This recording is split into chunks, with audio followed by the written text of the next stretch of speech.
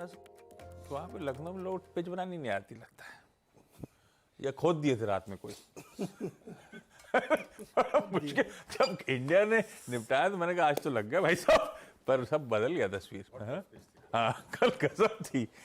चलिए, सोमवार की सुबह नए हफ्ते की शुरुआत और खासी दिक्कत से भारतीय बाजार उस प्रेशर से कुछ रिस्पाइट, जरूर हम दिक्कत से गुजर रहे हैं, उस प्रेशर से थोड़ा बहुत रिस्पाइट फ्राइडे की ट्रेडिंग सेशन में प्ले आउट होता हुआ नजर आया। वो बैक टू बैक 6 कारोबारी सत्र का दबाव था। इससे पहले 6 ट्रेडिंग सेशंस के पेन के बाद फ्राइडे को वो थोड़ा बहुत रिस्पाइट।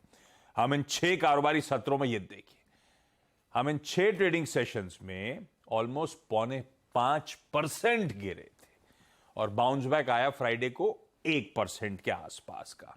तो मंदड़ियों ने ध्यान रखिएगा काफी जख्म दे रखे हैं और लगता है अभी पूरी तरह से भरे नहीं है।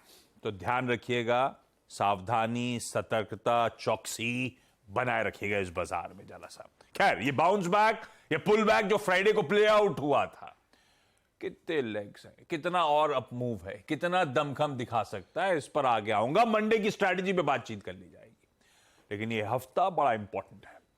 पहले तो 2 ग्लोबल डेवलपमेंट। सबसे इंपॉर्टेंट, वेडनेसडे शाम को वो FOMC की बैठक खत्म होगी, रात में आउटकम आ जाएगा 11:30 बजे और लार्जली अगर सबकी माने तो स्टेटस को होने वाला है, दरों में शायद छेड़छाड़ ना हो।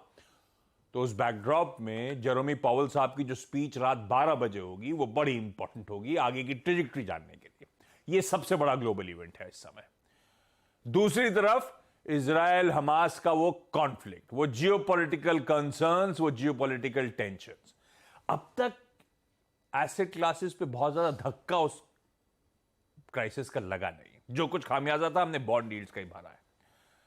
फिर भी नजर रखेंगे उस जियोपॉलिटिकल क्राइसिस पे, उससे रिलेटेड डेवलपमेंट्स इस हफ्ते क्लोजली ट्रैक करने की जरूरत।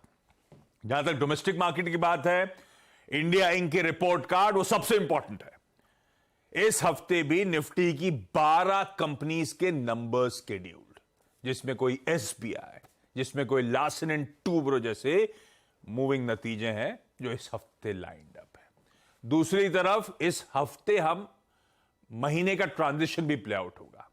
अक्टूबर से नवंबर में कदम रखेंगे तो वेडनेसडे के दिन सारे ऑटो सेल्स नंबर्स आ रहे होंगे।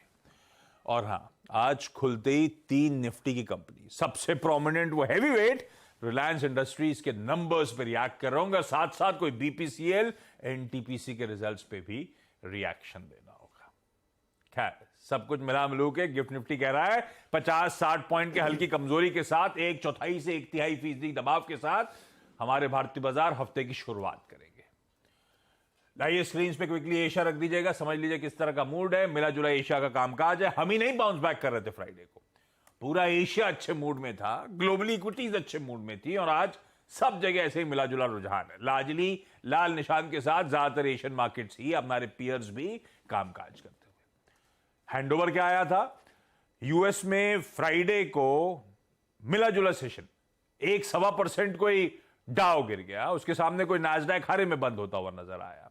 कोई डाउ गिरा किसी बैंक प्रमोटर की कमेंट्री के चलते, बैंक CEO की कमेंट्री के चलते, कोई नास्डैक अपने किसी रिजल्ट पे रिएक्ट कर रहा था। वो सब डिटेल में बातचीत हो जाएगी क्यों इस तरह का मिला जुला रुझान था फ्राइडे को और हमारे लिए इंडिकेशंस कैसे हैं। खैर, आज सुबह के फ्यूचर्स बाउंस कर रहे हैं 1/4 से आधे % मजबूती के साथ तीनों फ्यूचर्स ट्रेड करते हुए, तो मूड ठीक है। तब अब आपकी स्क्रीन पर कहां छोड़ा था, क्या डाइजेस्ट करना है। कोई डाउ देखूंगा तो दबाव डाइजेस्ट करना है, कोई नास्डैक देखूंगा तो जहां छोड़ा था वहीं मिल गया है। खैर, नीरज जी बगल में बैठे हैं, ये बताएंगे ग्लोबल मूड माहौल कैसा है।